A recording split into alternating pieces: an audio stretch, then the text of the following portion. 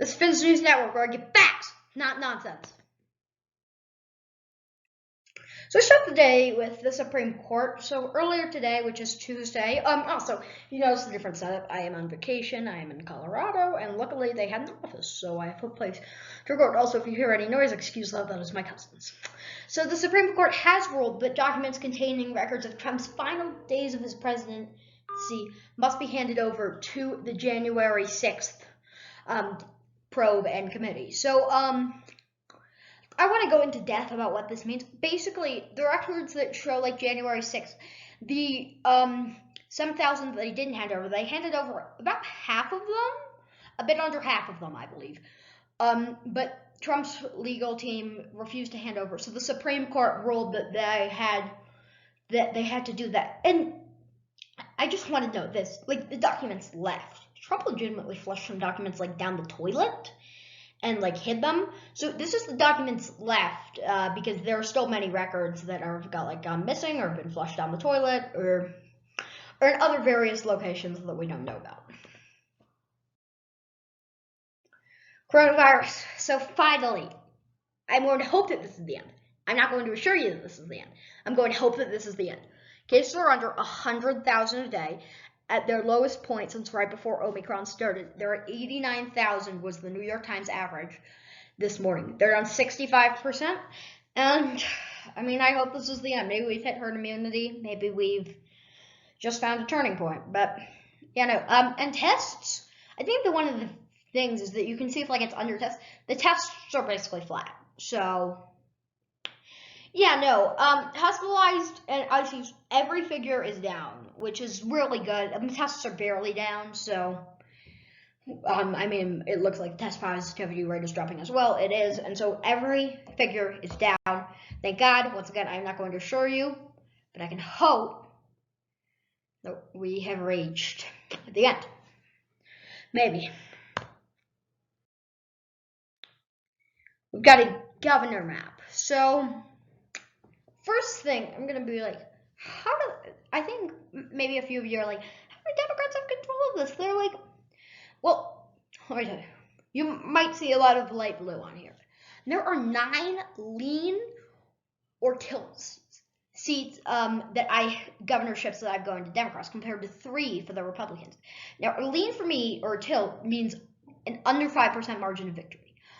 I don't think all of these races will be run by Democrats. Do you think the Democrats are really going to win the Nevada governorship, the Arizona governorship, the New Mexico governorship, the Kansas governorship? I do want to note Laura Kelly has some pretty high approval ratings as the incumbent Democrat, only because she was facing Chris Kobach, who is very lowly approved, mainly because of his stance on immigration. Wisconsin, Michigan, Georgia, and Maine. I don't think they were going to win all of them. A few weird things. They haven't updated the site that I use, the Virginia and New Jersey, so those are filled in. And Vermont and New Hampshire, you're wondering why. Well, Vermont and New Hampshire both have. Well, New Hampshire is actually a redder state than a lot of people think. It's pretty swingy. A lot of people were shocked when it went for Clinton on a night like that. And then Vermont has a quite liberal incumbent, a liberal Republican. Very few of those, but yes, a liberal Republican.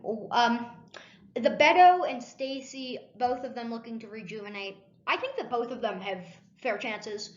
But I think, and the Mike DeWine, I think, is also a bit vulnerable.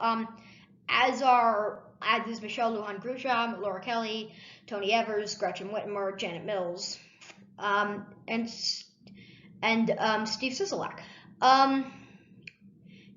So that is the main part of it. And the last thing I do want to note is Democratic Representative Tulsi Gabbard is to speak at CPAC this which is soon. No, basically CPAC is the Conservative Political Action Conference where a bunch of conservatives meet. Ted Cruz did it last, and Trump's going there. She's conservative stance on foreign policy, which is probably why she went. But not many Democrats go. Van Jones, a CNN political analyst and a pundit, did go. But she is, I think, and people were saying speculation about her turning to Republican. I just think she's too liberal on like climate change, healthcare, gun control issues. I think she's too liberal there on issues like that. But that's one other thing to know. So some more F1 cars. So I heard that you guys like this. So there are 4 more. The Alfa Romeo livery is coming. So I have a new favorite. It is the Alpine. A lot of people don't like it. A lot of people hate it. I think it is absolutely beautiful. I think that it is absolutely beautiful.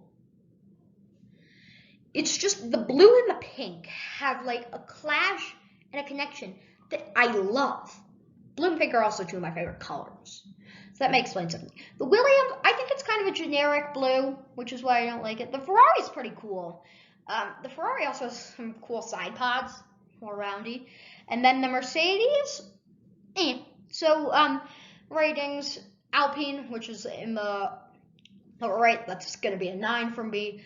Williams, which is an upper right, that's a 5. Ferrari, which is the upper left, that's a 7.5. And Mercedes, which is lower left, I'm going to give it a 5. But that moves Alpine to the top of my list. We'll see the Alfa Romeo. They're releasing it after the first test, which will not be televised for some reason. I think it's like a shakedown session of the new cars. But yeah, no, we'll see. This is bound to be an exciting season.